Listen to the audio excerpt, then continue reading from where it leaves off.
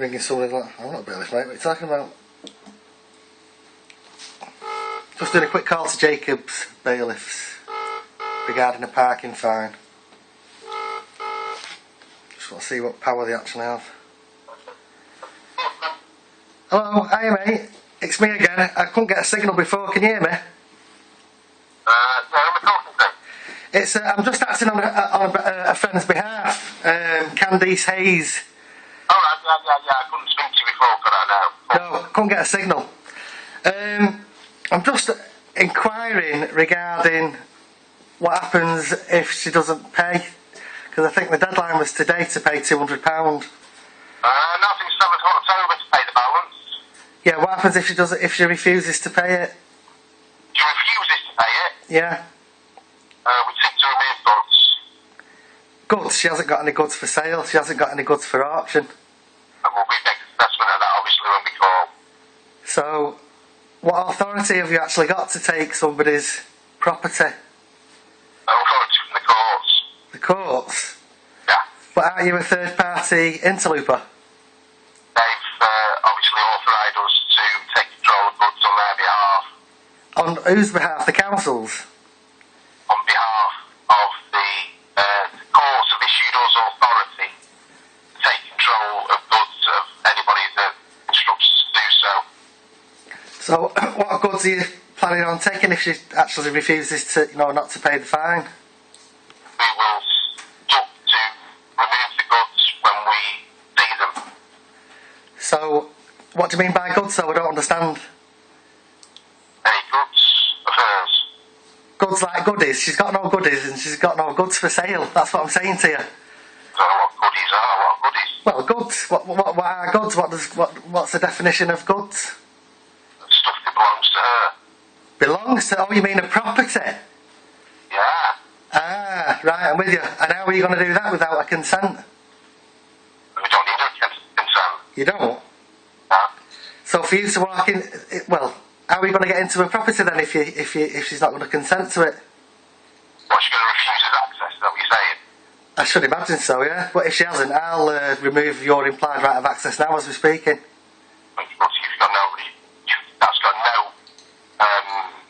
How's it not? No, it's not right. There's quite a few case laws going through at the minute where the bailiffs are getting into trouble through obviously using force. Well, I'm not a bailiff, so. So what are you then? Enforcement agent. Enforcement agent? Who do you actually work for? Oh. Who, sorry? The letter's there, isn't it? I've not seen the letter. She just asked me to ring you because she's very worried. Yeah, we've had conversations with you before. You've had conversations with our office. No, I've not spoke to you. This is somebody completely different. My name's Wesley Ahmed, and I'm from Beat the Bailiffs, which we're based in Manchester. Like I say, we beat the bailiffs, and like I'm saying to you now, that you've got no authority and you've got no power whatsoever to remove anybody's goods. Alright, that's fine. Well, we'll just see if she doesn't pay on our next visit, won't we?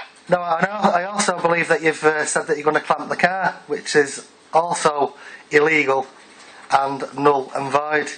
Why's that? Because it's illegal to clamp cars now. It's not illegal to clamp cars at all. It's not? No.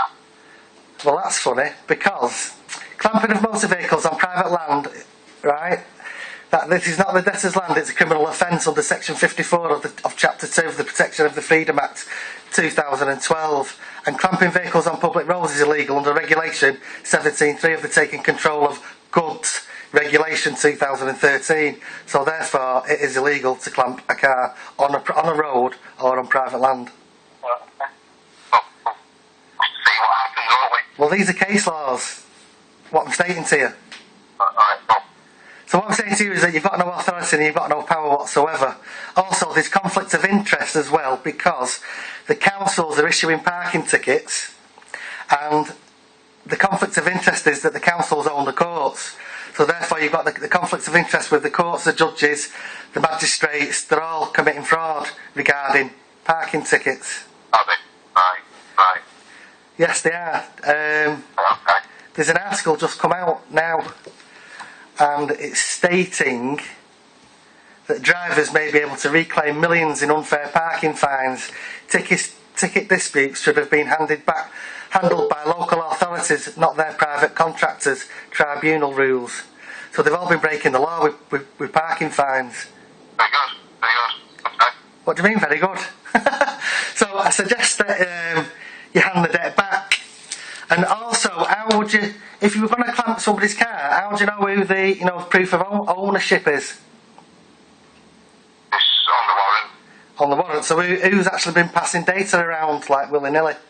Obviously people pay for data, but they're breaking data protection. You knew that as well, did you? They're not for a parking offence now. No, well, did you know that on a logbook it even states it in black and white, well in blue and white, this document is not proof of ownership. It shows who is responsible for registering and taxing the vehicle. That's it. So how can you prove who was actually driving the car at the time, and how can you prove who actually owns the car, even though it's registered in a certain particular name? It's up to that person to prove that, isn't it? Not really, no. They shouldn't have to prove anything. It's up to you to prove it. But what I'm saying to you is, people are passing data around like it's going out of fashion. You know what I mean? It's unbelievable, but because people... Unbelievable, isn't it? Well, but because people are getting access through data protection, people are paying for that data. Well, right. Obviously. Right, okay. So I just need to know how you managed to get the data on that particular vehicle. I just told you that one was the DVLA. So they're breaking data protection as well. So you're all committing fraud on a mass scale. Oh, wow. Okay. Well, thanks for enlightening me with that information. Yeah, no problem. Nice to have a good chat with you. But what I'd suggest you do is that I'd hand the debt back, because you're not actually going to get a penny out of her.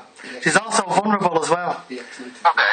She's also vulnerable. You're very well versed in... Very well, what, sorry? Hello? Hung up.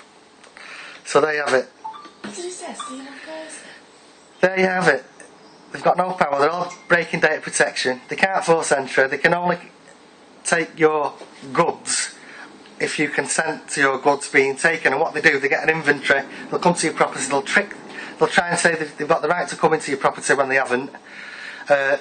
They can trick their way into your property, asking can they use the toilet, or can they use your phone, so they can speak to the boss to try and reduce your fine. They'll trick their way in, and once they trick their way in, then they'll levy goods in your property. And what they normally do, they go around touching all your stuff in your property, saying they've levied it. They'll write an inventory out of all your goods, what you've got in your house, and what they normally do then is ask you to sign this inventory. And when you sign it, they'll tell you that if you sign it, you can keep all your goods, but you must come up with a payment plan and pay, such and such a date. But what they don't tell you is that if you miss one payment, that they can come in and take action on the goods what's been levied. And what they do, and the only way they can do that is if you sign the inventory. But once you sign, you're actually contracting with the bailiffs or the debt collectors, or, as he said, enforcement agents. So people have got to learn to stand the ground.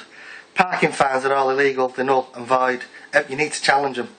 Also, bailiffs are third-party interloopers. They've got no power, they've got no authority over you whatsoever. So never contract with a third-party interlooper.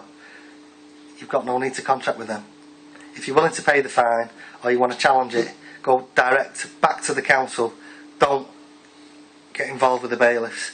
They're only there to put their charges on top of the original fine or the original debt which was taking place.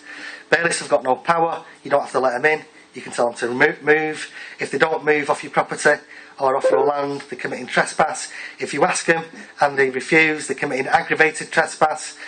If they clamp your car, you can cut it off, use bolt cutters, or do what we do, get a small angle grinder with a metal disc blade, cut the chain off. That's it, done with. You're not committing a criminal offence, because they are not putting the clamp onto your goods, they're putting a clamp onto your property, which is private, your private property.